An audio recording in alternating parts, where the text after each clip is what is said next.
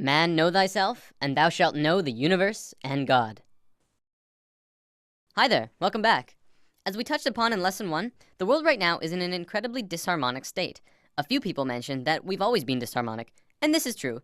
In fact, we've been growing more and more disharmonic for about 13,000 years now. It's in our DNA, and it's something that we're passing through as a species.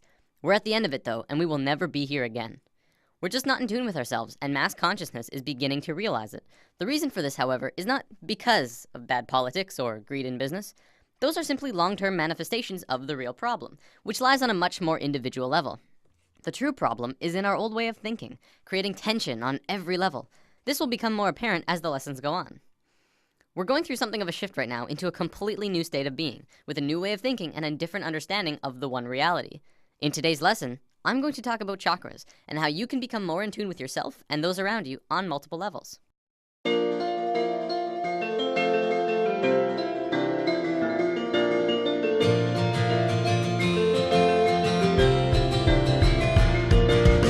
Now, for us to even start to understand chakras, first we have to understand the basics of light and color.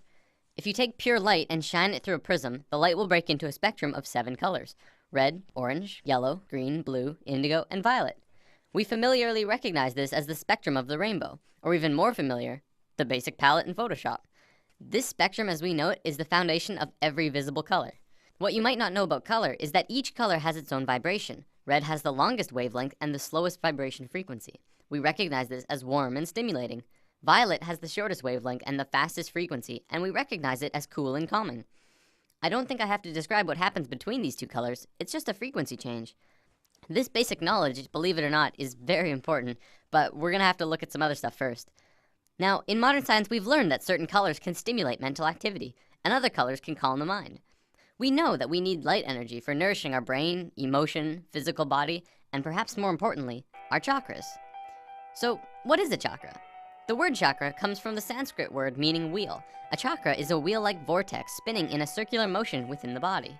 This forms a vacuum in the center that draws in energy on a vibratory level. It can draw in anything from color vibration to microwaves to energy and emotions of people that we come into contact with.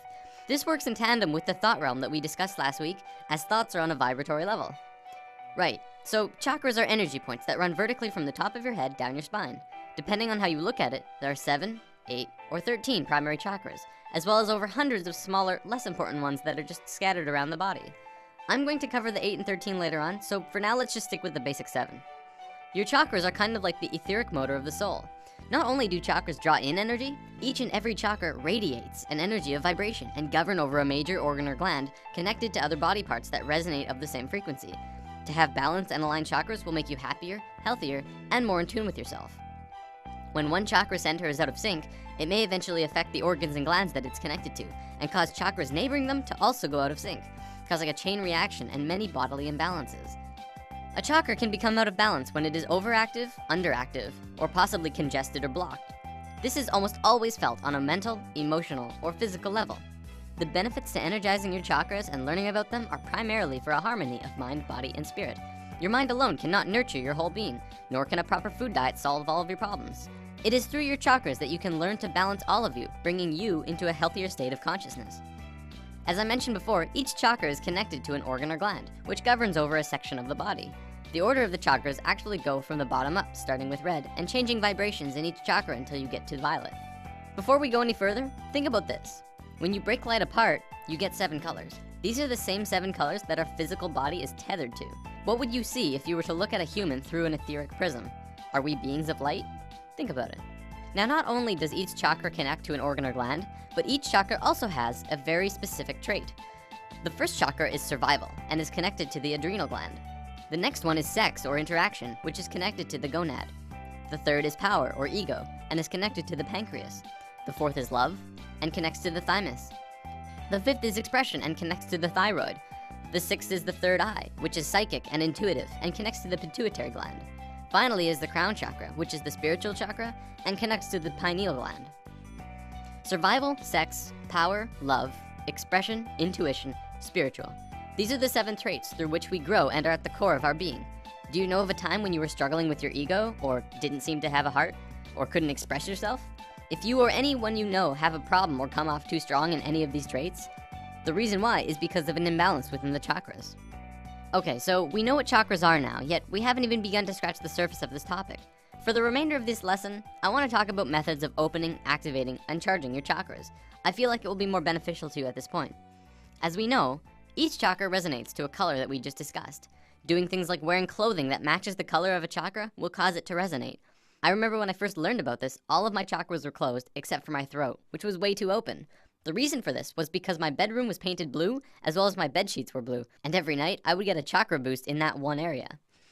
Sunlight is our main source and provider of light, heat, and energy. Sunlight itself consists of energies in the form of cosmic rays, gamma rays, X-rays, visible light rays, infrared rays, microwaves, and even radio waves. Lying in the sun for half an hour can give you a powerful energy boost. Eating food that matches the chakra colors are good as well. Eating red tomatoes and apples are good for the root chakra. Eating greens are good for the heart. Does this make you want to eat healthier? Color baths are a really relaxing way to open a chakra. You can get this organic fluid that you put in your bath, which changes the color of the bath. You can just lay back and relax and get an energy boost from the water itself. Finally, and this is the best way to open your chakras hands down, go get Reiki. I kid you not, it is the equivalent of spiritual surgery. You lie down and become super relaxed.